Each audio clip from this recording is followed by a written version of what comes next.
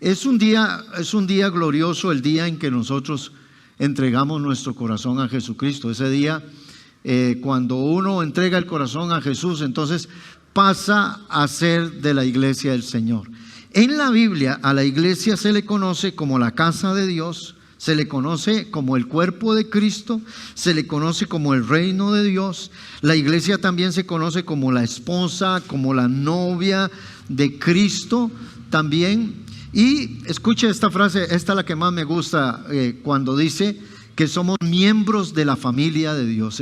Esa parte me gusta mucho, porque todos ustedes son mi familia, son mis hermanas, son mis hermanos, y por eso nos llamamos hermanos, porque somos de la familia de Dios. Amén.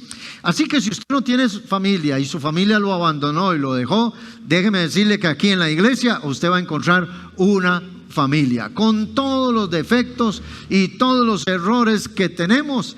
Dios nos pone en una iglesia para que nosotros seamos familia. Alabado sea el nombre del Señor. Y qué bonito todo eso, ¿verdad? Es muy bonito toda esa descripción. Pero aquí quiero entrar a la parte: ¿para qué yo pertenezco a la iglesia? ¿Cuál es el propósito de pertenecer a la iglesia? Y si soy de la iglesia, como iglesia, tengo una misión que Jesús me ha dado. Todos ustedes y todos nosotros conocemos el pasaje de Juan 3:16. San Juan 3:16 nos enseña cuál fue el propósito por el cual vino Jesús a esta tierra. San Juan 3:16 nos dice cuál fue la finalidad de que Jesús y de que el Padre enviara a su Hijo Jesucristo. Como dice el versículo de San Juan 3:16, dice: porque de tal manera, esa frase de tal manera la tuvo que escribir así el apóstol, porque eso describe, la palabra tal describe que no hay comparación, que no se puede decir cuánto medía el amor de Dios, sino dice: de tal manera amó Dios al mundo. Y aquí es donde viene la otra parte. El amor se demuestra, y Dios no solo dijo: yo amo a todos, sino que dice Dios: y lo voy a demostrar dando a mi Hijo.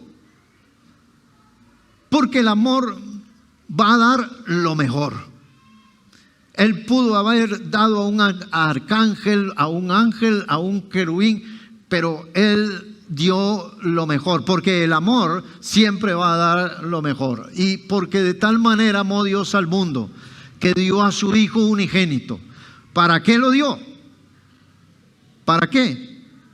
Para que todo aquel que en Él crea, que crea en Jesucristo, no se pierda, mas tenga vida eterna. Así que en ese versículo vamos a encontrar claramente para qué Cristo murió en una cruz. Yo quiero que usted sepa que no se deje engañar por muchos predicadores y mucha gente, ya sea en la radio o en la televisión, diciéndole a usted que el reino de Dios consiste en hacer chunches. Cristo no murió en una cruz para darle a usted carro nuevo, se lo digo. Ni tampoco murió en una cruz para darle trabajo. Ni murió en una cruz para darle un terreno o una casa nueva. ¿Me oyeron? ¿Para qué murió Jesús? Para salvarnos y para darnos vida eterna. Así que entiéndalo bien. La casita yo la ocupo, el carrito yo lo ocupo, y todas las cosas, esos son, ¿qué son? Añadiduras. Son chunches, y más chunches, y más chunches. Y cada vez tenemos ¿qué? Más chunches. Cuando yo estaba niño teníamos una mesa de madera con 6 bancos y una cocinilla ahí más o menos y unos silloncillos. Eso era todo lo que había en las casas. Pero con los años se ha dado cuenta usted qué montón de chunches metemos en la casa. ¿Ah? sartén eléctrico, cocina eléctrica, olla arrocera, ahora resulta que hay una olla de aire, olla de esto, y tienen como 10 ollas ahí en la casa. Y como 20 sartenes y un horno por acá y otro horno por allá, el horno microondas, y metimos la computadora, metimos el televisor, metimos y un montón de chunches dentro de la casa.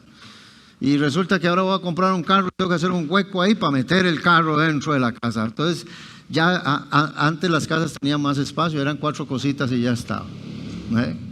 Pero todas esas cosas son meramente chunches.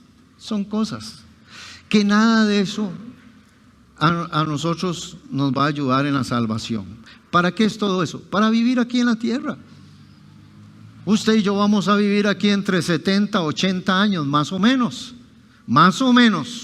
¿verdad? Así que si usted anda por 60 y algo, empiece a escribir ¿cómo se llama? El testamento, ¿verdad? Y a heredar ya. Porque la Biblia nos dice que el estándar es entre 70 y 80, ¿verdad? Ahora, y los 70, 50, 60 años que yo voy a vivir aquí, voy a ocupar mi casa para protegerme del sol, para protegerme de la lluvia, del frío. Voy a ocupar un carrito para trasladarme de un lado a otro si puedo. Y si no, pues lo primero que Dios me dio antes del carrito fue ¿qué? ¿Los qué? Los pies. Así que no hay ningún problema. Voy a ocupar un teléfono para acortar distancias, ¿verdad?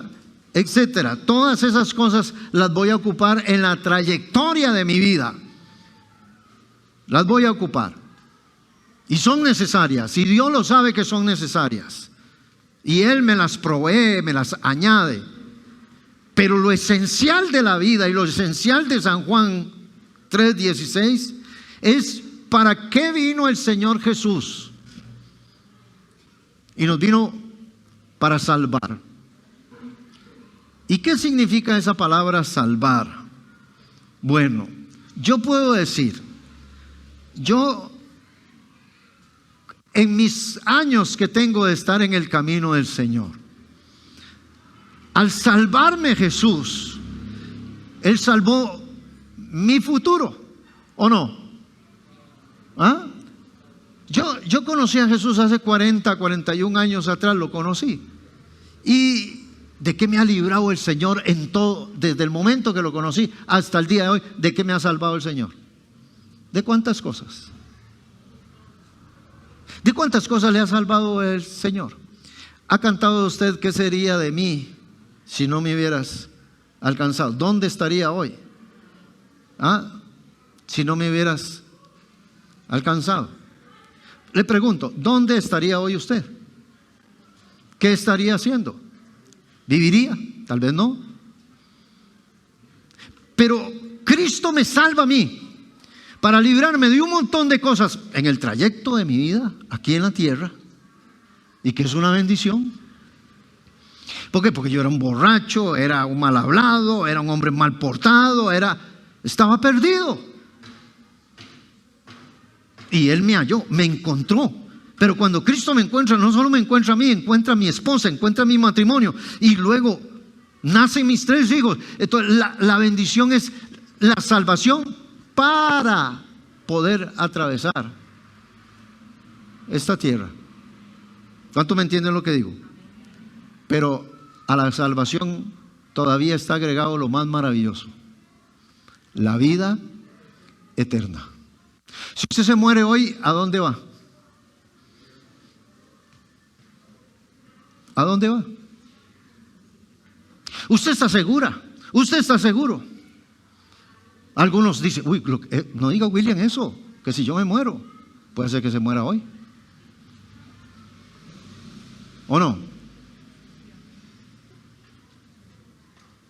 Pero aquí es donde viene la otra parte, la seguridad de la vida eterna.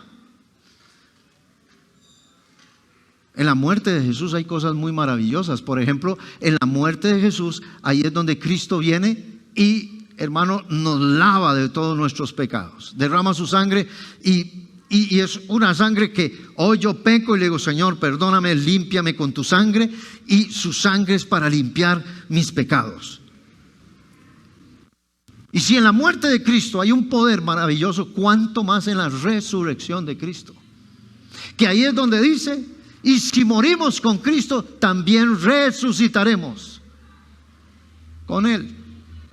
Por eso Pablo dice, os escribo un misterio, no todos moriremos, ¿verdad? Sino que dice que un día cuando Cristo venga, va a resucitar a un montón de gente, todos aquellos que murieron creyendo en Él. Ya no para vivir 70 ni 80, sino para vivir eternamente y para siempre. ¿Alguien quiere vivir eternamente y para siempre? Es que los hombres de antes vivían 500 años y 800 años. Pero ¿sabe qué? Dice la Biblia que se multiplicó la maldad. ¿Usted sabe un hombre malo viviendo 800 años? Ay, yo le digo, Señor, gracias porque acortaste la edad. Y entonces el hombre, por la maldad, pero ¿se imagina usted? ¿Se imagina usted tener una suegra por 1000 años, hermano? ¿Usted se puede imaginar eso? ¿Ah? Es como Salomón, tuvo un montón de esposas, 1000 suegras que lo atormentaban. Pero cuando los hombres vivían tantos años, dijo Dios un día, no contenderá, no va a pelear mi espíritu con el hombre todo el tiempo, porque su pensamiento son malas de continuo. Y ahí fue donde envió el diluvio. El diluvio cambió todo. Y los hombres empezaron a vivir entre 70, 80, 100, algunos 90 y algunos que por ahí se pasa. Pero ese es el estándar del hombre. En el huerto el propósito de Dios era que el hombre viviera eternamente. Después del huerto dice, bueno, vamos a ver cuántos años, 800. No, mejor acortemos la edad. Y hoy en día usted ve los hombres, los jóvenes, ¿quiénes son los que más mueren hoy en día? Los jóvenes. Si en el país hay, este mes hay 100 muertos,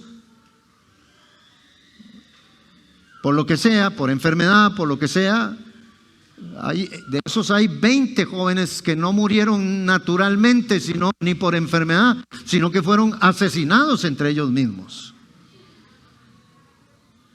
Y usted ve la edad que Dios, el plan que Dios tenía para ese joven, no me diga que era 20 años ni 25. Pero la paga el pecado. La paga el pecado es la muerte. Ahora viene Dios y entonces dice, no, mejor los dejo así, 70, 80.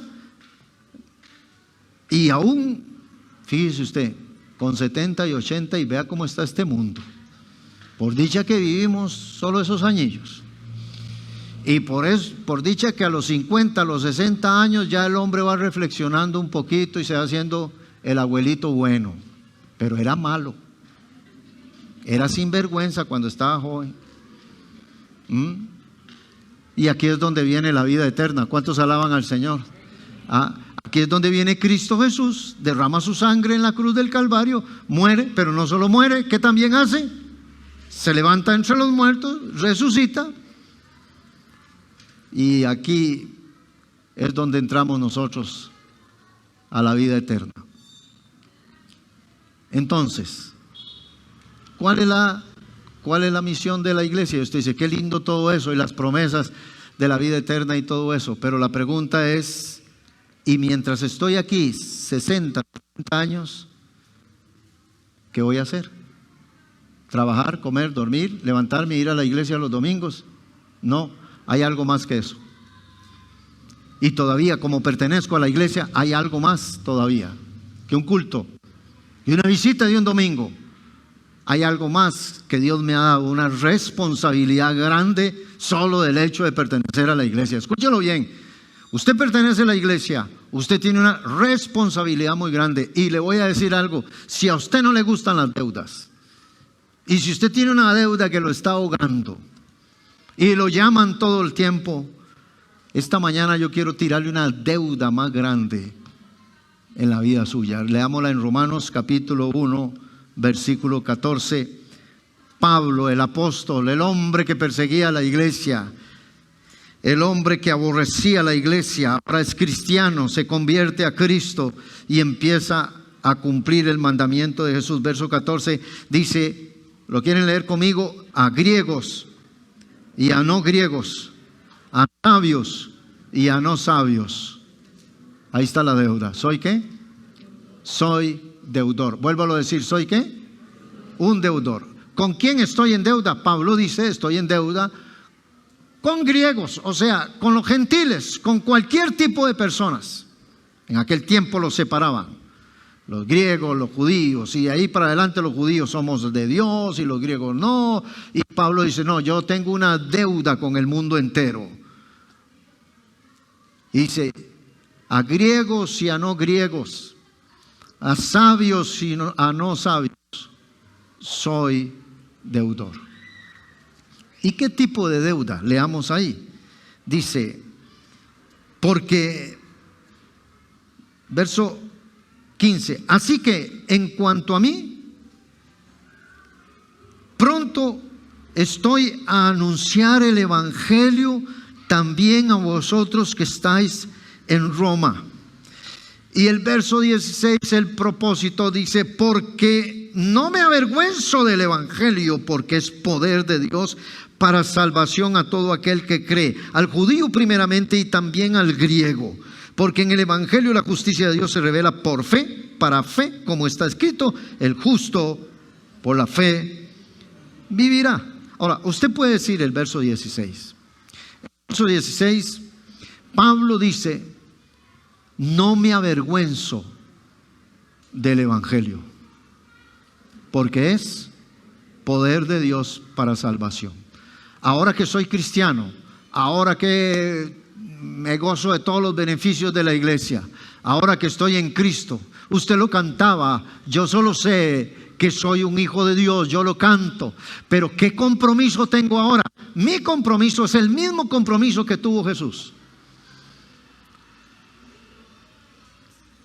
Vino para que todo aquel que en Él crea no se pierda, mas tenga vida eterna. ¿Qué hizo Jesús? Predicar.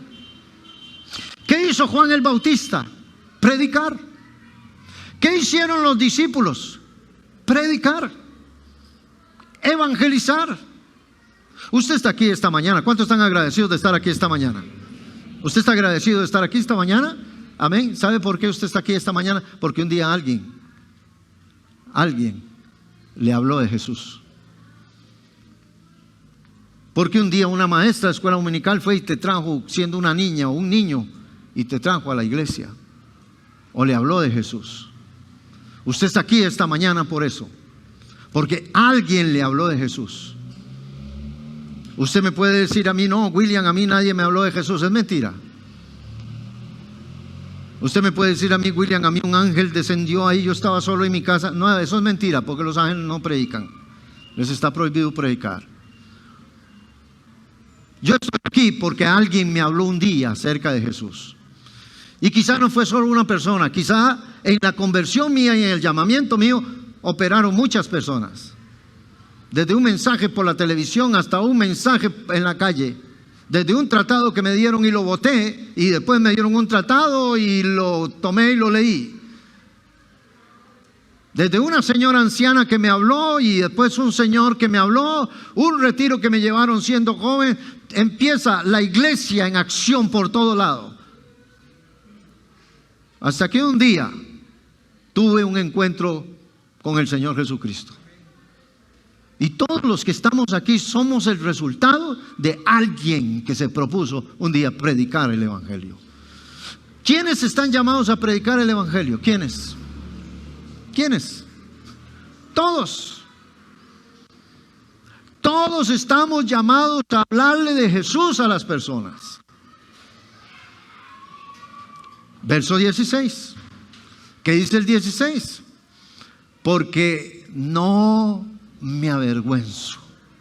Una de las características de un hombre que ama a Dios y que se ha entregado al Señor Jesús es que no le da vergüenza de hablar de Jesús. Y siempre está hablando de Jesús. Y se puede sentar en un taxi y decirle al taxista acerca de Jesús. Quizá como decimos popularmente, usted sea el último remate que se le da a esa persona, porque ya otro montón le han dicho. Sí, usted puede hacer. Le dijo un pastor a alguien, usted,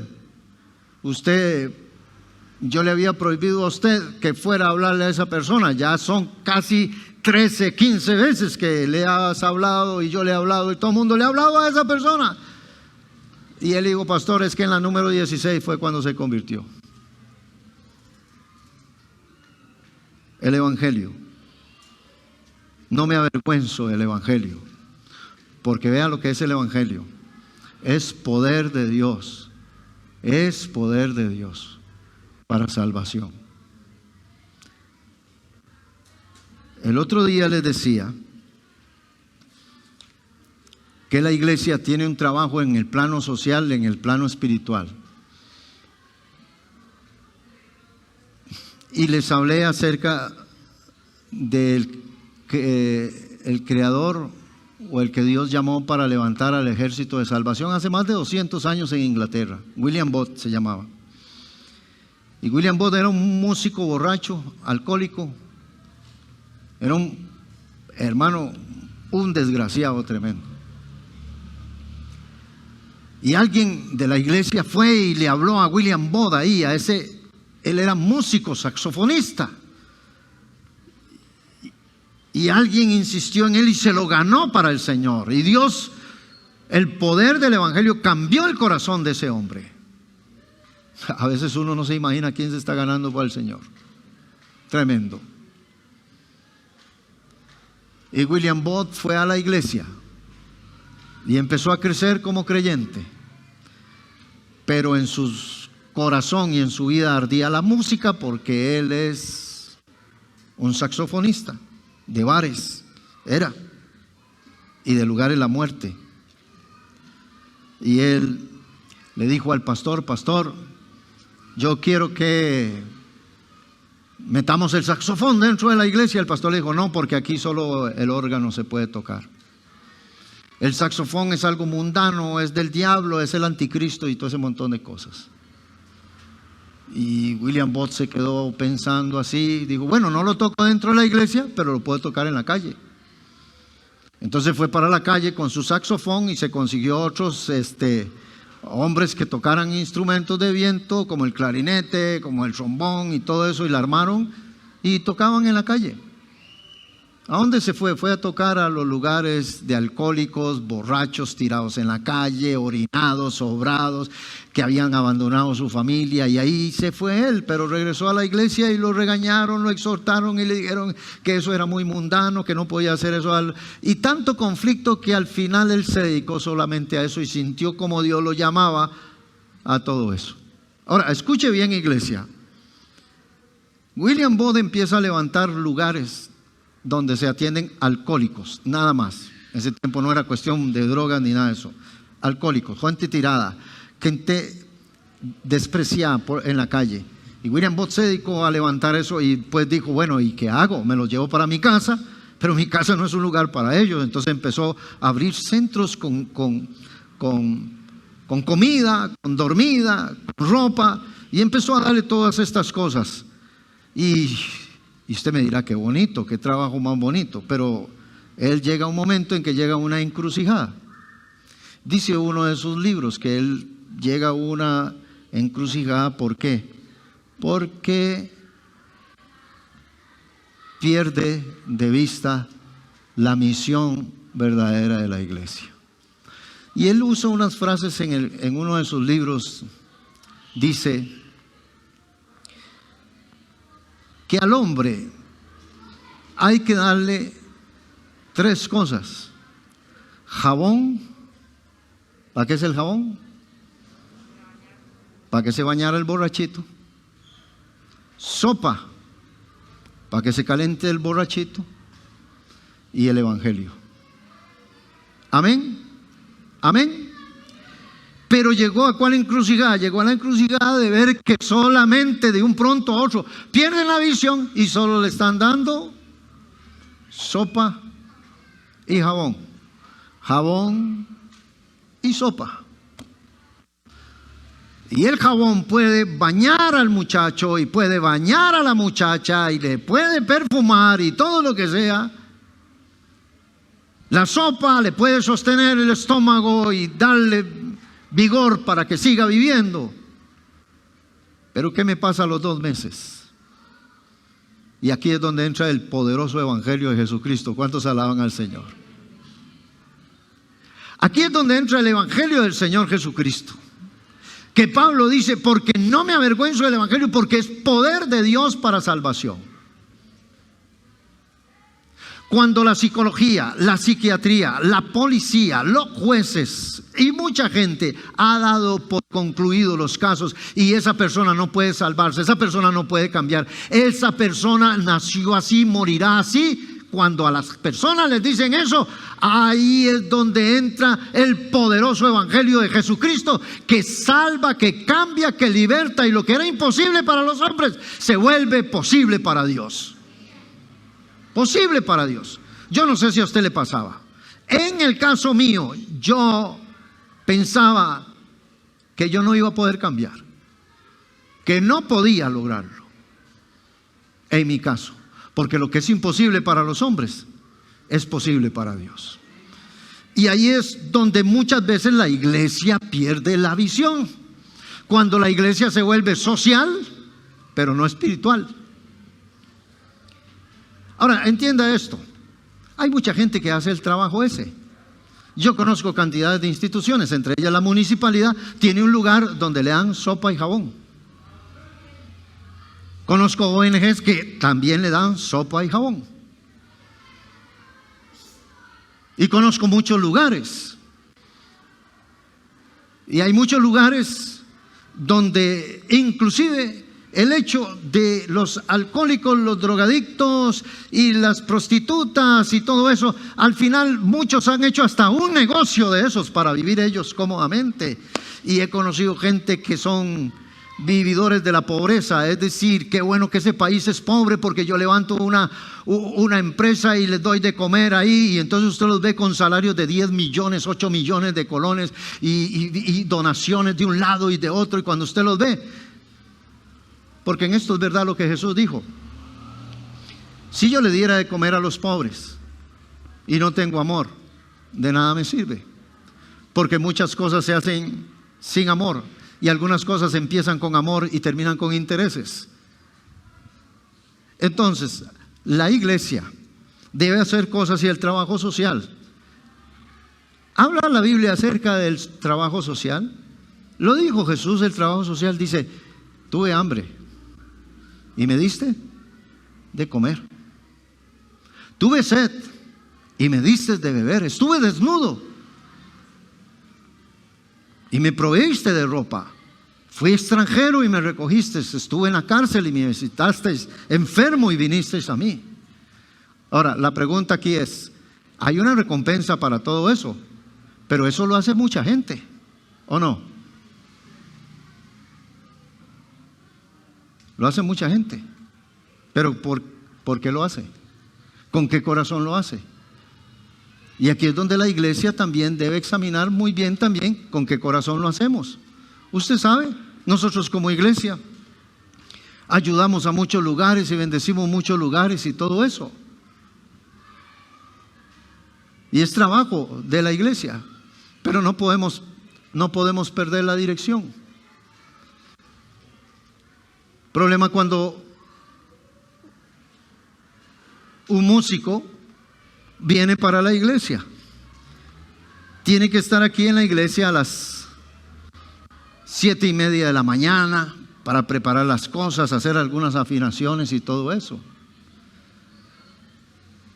Cuando la iglesia se vuelve religiosa y no entiende para qué somos iglesia, entonces el músico viene. Y entiéndame, voy a poner solamente de ejemplo el músico. Puede ser el ujier, puede ser el maestro de escuela dominical, puede ser usted señora, puede ser usted señor. Y oiga lo que les voy a decir. De un pronto a otro el músico se encuentra con alguien y esa persona está caída, necesita de su amor, necesita de su prédica. Y el músico le dice: tengo que estar a las 7:30 en la iglesia. Ya faltan 20 para las 8, necesito irme. Y deja a la persona y se vino para la iglesia. ¿Qué tiene que hacer ese músico? ¿Qué tiene que hacer ese músico? ¿Qué tiene que hacer ese ujier? Ese maestro, ese líder de la iglesia? ¿Qué tiene que hacer? Se lo pregunto. ¿Deja a la persona o se viene a cumplir en la iglesia? A ver, ¿qué escoge usted?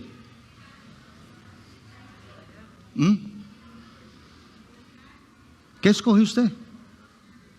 Sin embargo, cuando no entendemos las cosas de Dios, dice, no, yo salgo soplado para la iglesia porque tengo que tocar o porque tengo que estar en la puerta.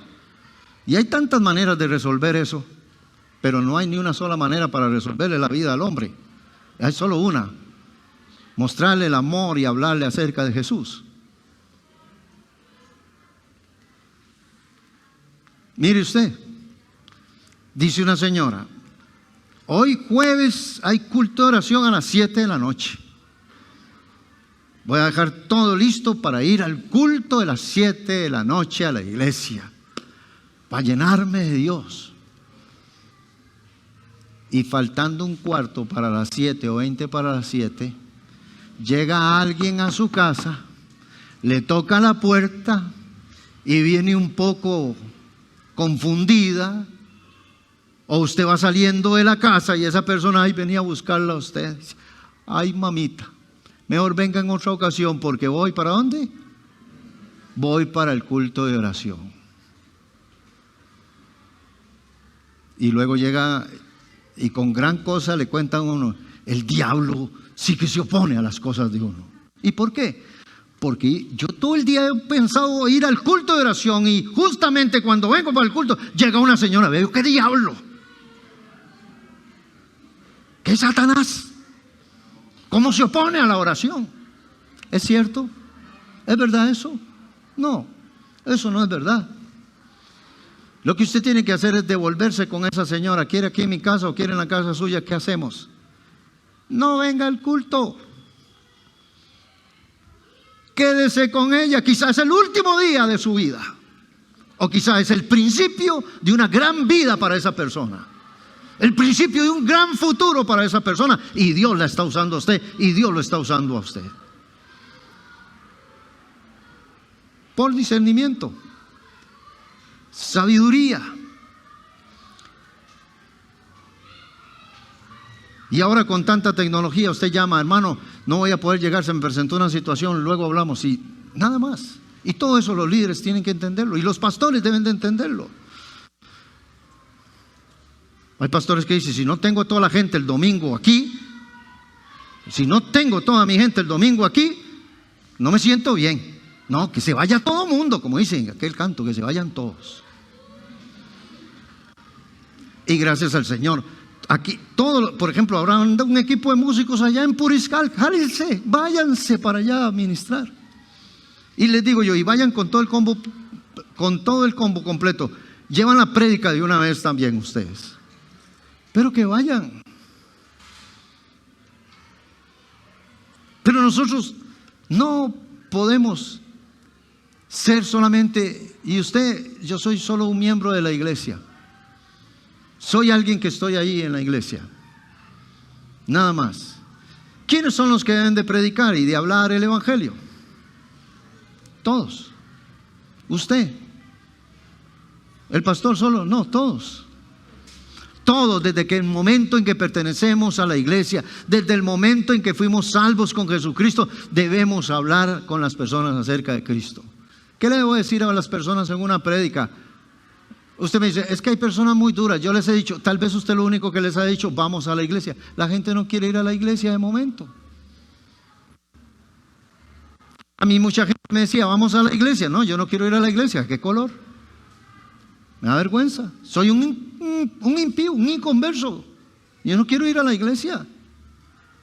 Lléveme la iglesia a la casa. Lleve la iglesia a ese lugar. Lleve la palabra a ese lugar. Y ahí es donde la gente se va a salvar.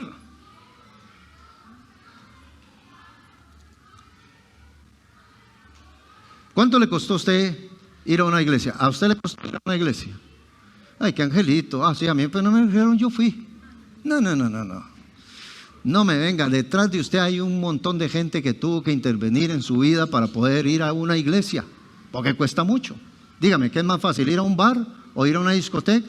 ¿Qué es más fácil? Más fácil ir a un bar, ir a una discoteca, ir a un búnker, ir a cualquiera de esos lados. Y eso es facilísimo ir, ahí va todo el mundo. Pero ir a la iglesia, porque esta iglesia no está toda llena. ¿Por qué? Porque ¿qué es más fácil? Es más fácil las cosas del mundo. Eso es fácil. Entonces, ¿qué tengo que hacer yo? Hablarle a la gente de Jesús.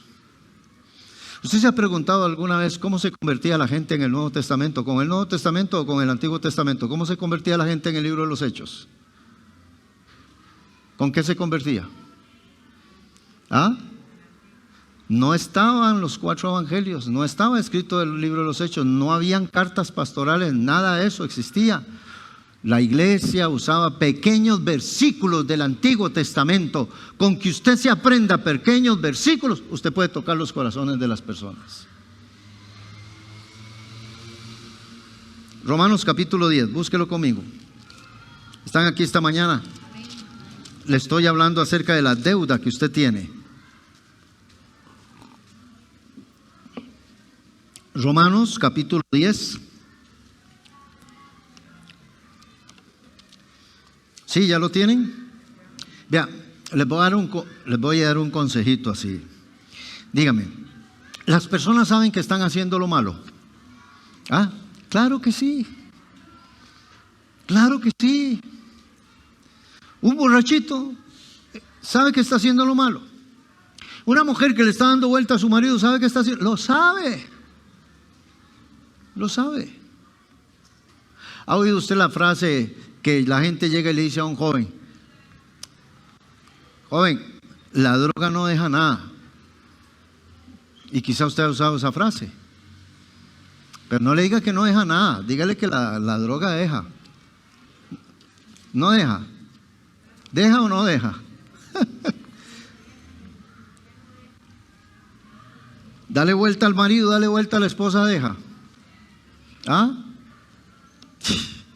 Deja destrucción, ruina, miseria, deja enfermedades. El pecado, la paga del pecado es muerte, y hasta la muerte física deja también. Pero ¿sabe la gente lo que tiene que hacer? Ya la gente sabe. Entonces no le diga a la gente: mire, deje eso, abandone eso. Ya eso se lo han dicho miles de veces. Y quien más se lo dice la mamá. Y quien más se lo dice es el papá. Deje esa vida, cambie de vida. El problema es que le decimos a la gente que deje esa vida, que cambie de vida. Y la pregunta es: ¿cómo?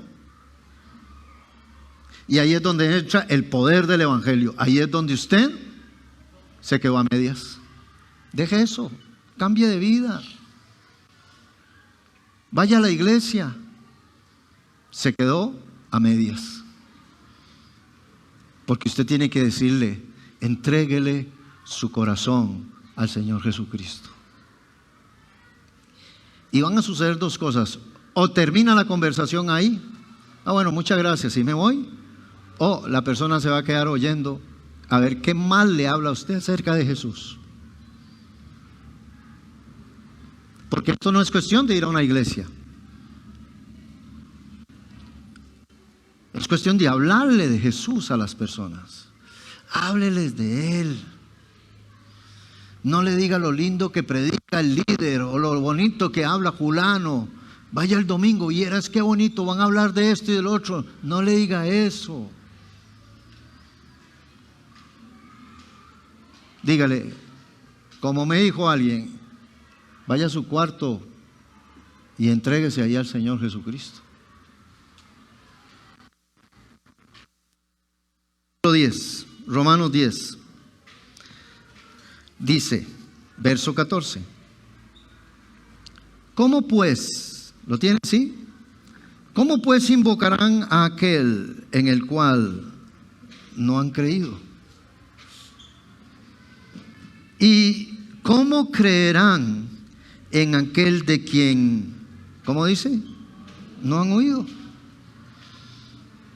¿Y cómo oirán sin haber quien les predique? Pongan atención a esta última. Son varias preguntas que le hace el apóstol Pablo a la iglesia.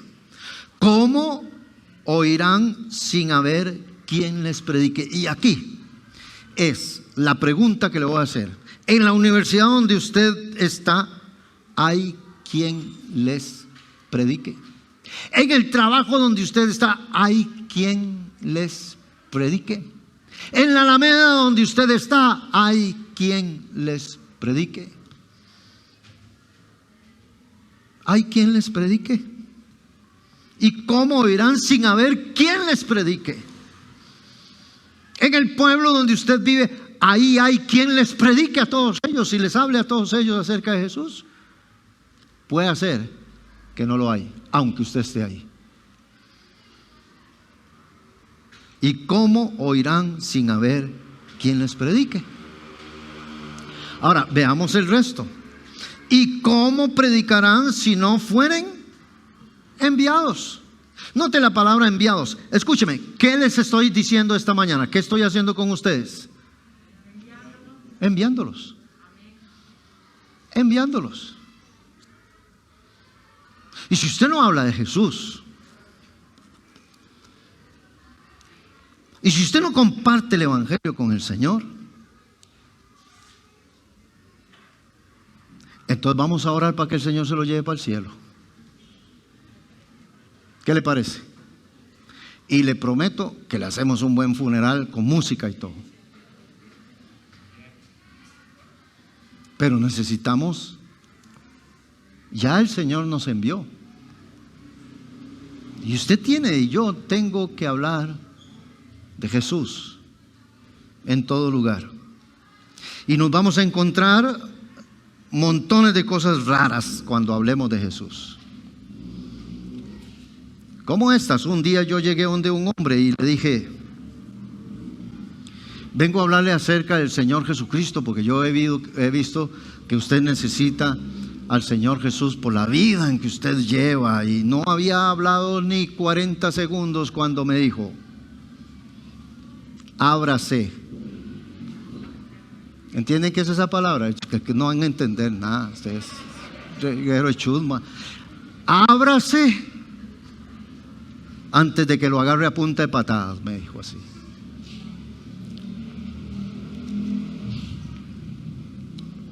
¿Y sabe qué hice yo? Me abrí. Pero le dije así, ya como un poquillo así, dice: le darás cuenta a Dios de lo que le dije. Ábrase. Y me abrí. Pero un día fui a visitar a una señora y yo quería visitarla a ella. Tenía una situación muy difícil y se lo digo, con quien menos quería encontrarme era con el marido. Un hombre grandote, mal hablado, amargado, con una cara, hermano, que le daba miedo a uno.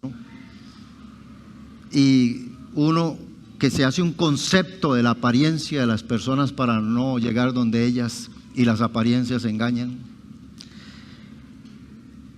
Y cuando yo llegué a buscar a la señora, no estaba, sino que me salió el marido. Me sale ese hombre grandote, así mal encarado, amargado, y con esa cara digo yo: ay Señor, ¿ahora qué le voy a decir a este señor? ¿Está su esposa? No, no está. Anda en San Carlos. ¿Qué quiere?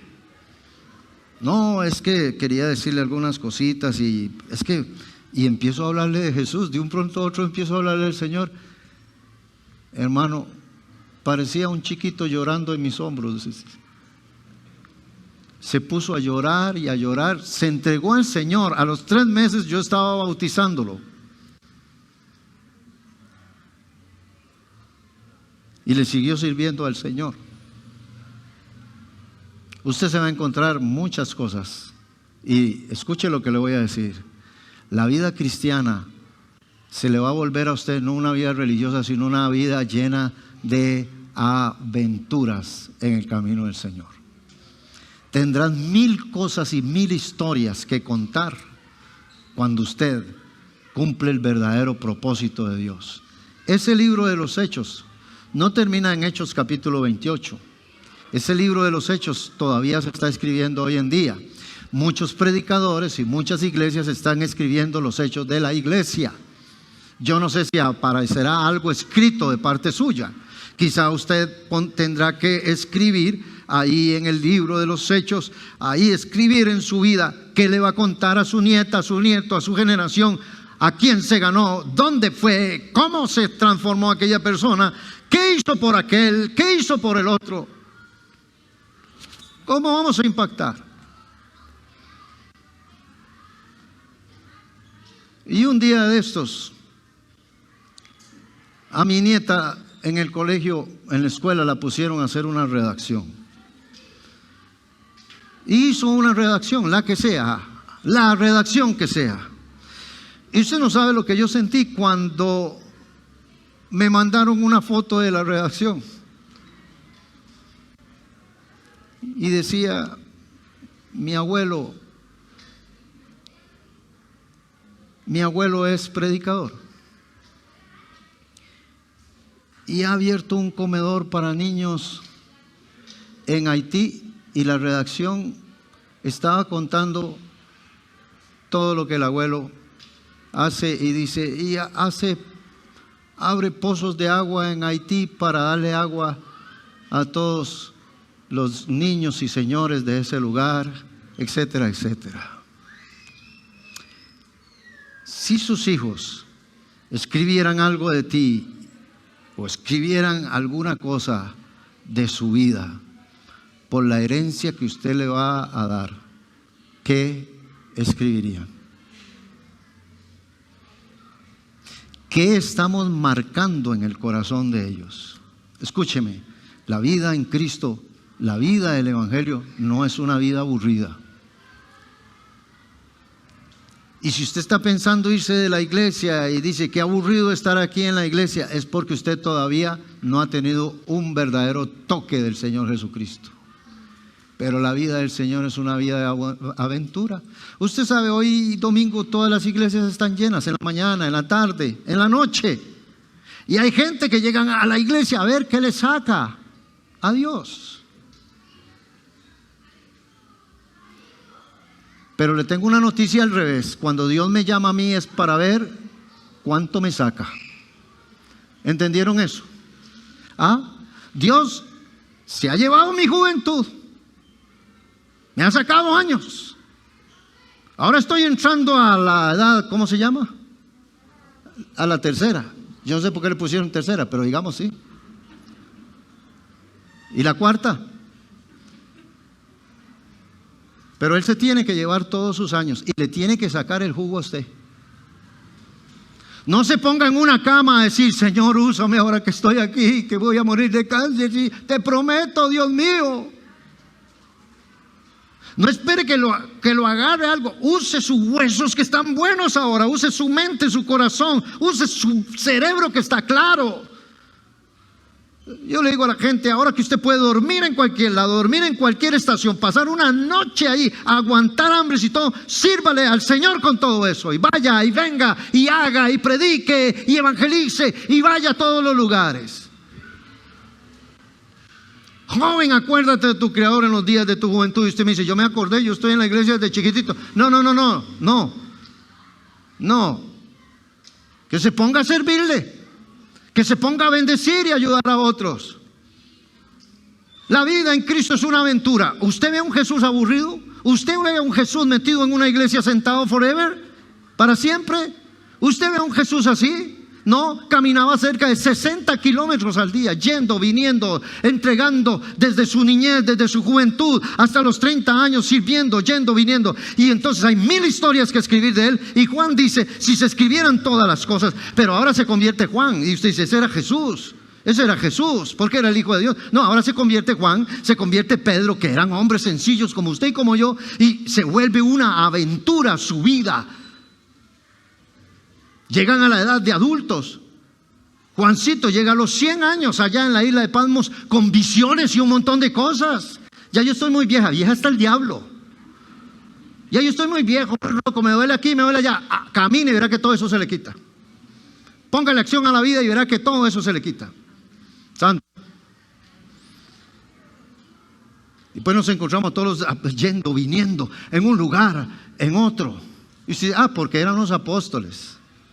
No, señores, ellos eran hombres. Ahora nos toca a nosotros, escúchelo bien, nos toca a nosotros. ¿A quién nos toca? Dígale a su hermano que está a la par suya, le toca a usted ahora. Señora, le toca a usted. Quiero terminar el texto y termino aquí. ¿Y cómo oirán sin haber quien les predique? Verso 15. ¿Y cómo predicarán si no fueren enviados? Como está escrito, note lo que viene, cuán hermosos son los pies de los que anuncian la paz, de los que anuncian las buenas nuevas.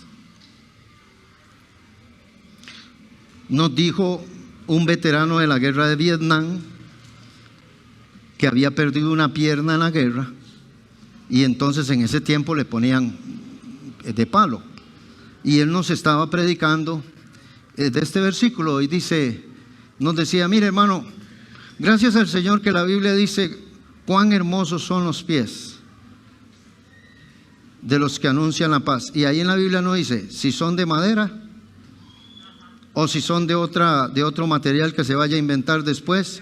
Dice que son hermosos los pies. Y no importa si a usted le huelen en la mañana, en la tarde o en las noches, tiene que lavárselos ¿verdad? O tiene que poner las tenis en el patio, porque afecta a toda la comunidad familiar.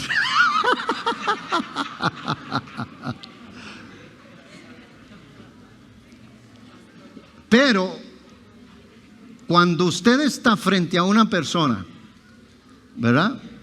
Y está hablándole acerca de Jesús, sus pies se convierten en otra cosa más maravillosa, porque están anunciando las buenas nuevas del Señor.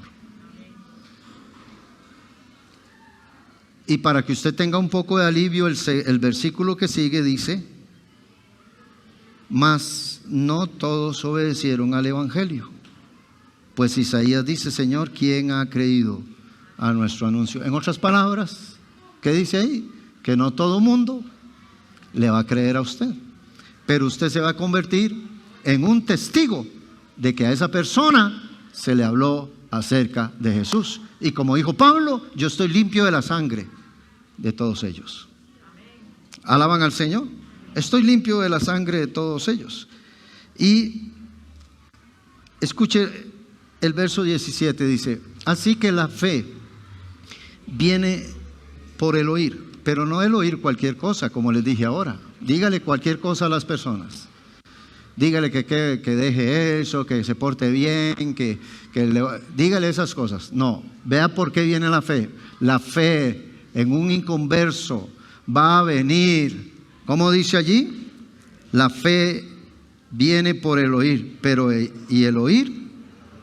Entonces, ¿qué es lo que va a hablar usted? La palabra de Dios. Eso es lo que cuando usted habla con una persona, usted le está despertando la fe que hay en ellos, porque la fe en el inconverso, la fe en la persona que no conoce a Jesús, la fe en esa persona está muerta, está allí, hermano, enterrada. Pero cuando usted le habla de Jesús, esa fe empieza a ser como nosotros, que creímos en el Señor. Amén. Esta mañana se me acercó Chalo y me decía Gonzalo, William,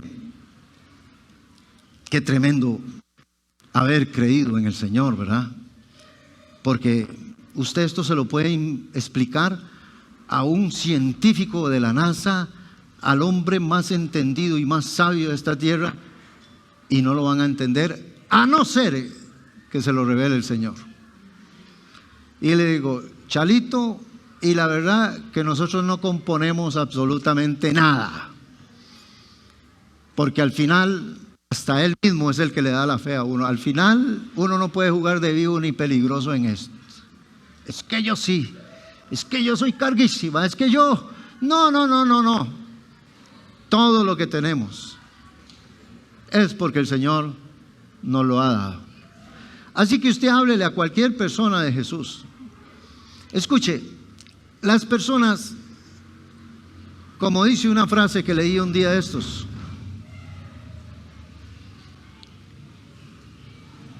háblele a las personas de Jesús. Si se ofenden, no se sienta triste. Los impíos pasan ofendiendo a Dios toda la vida, y ofendiendo a la iglesia, y ofendiendo a Dios. Así que háblele de Cristo, háblele de Jesús a todas las personas, que ellos pasan todo el tiempo también ofendiendo a Dios y blasfemando contra Dios. Hablemosles acerca de Él, de Jesús.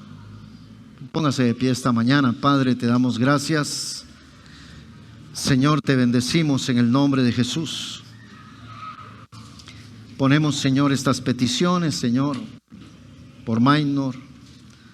Oramos por Mencha, oramos por Ligia también, en el nombre de tu Hijo Jesucristo. Cierre sus ojitos esta mañana y dígale al Señor: Señor, úsame. No quiero callar. Úsame para hablar acerca de Jesús. Padre, usa esta iglesia. Señor, hoy los estamos enviando a hablar de ti en cualquier lugar donde ellos se encuentren y cumplir tu verdadero propósito, Dios. Permítenos, Señor, salvar muchas almas en todo, Señor, San Sebastián, en todos los barrios del sur, Dios, en el EVAIS, en la escuela, en la universidad, en el colegio, Dios. Úsanos y te doy gracias por este día, Señor. Te lo pido, Padre.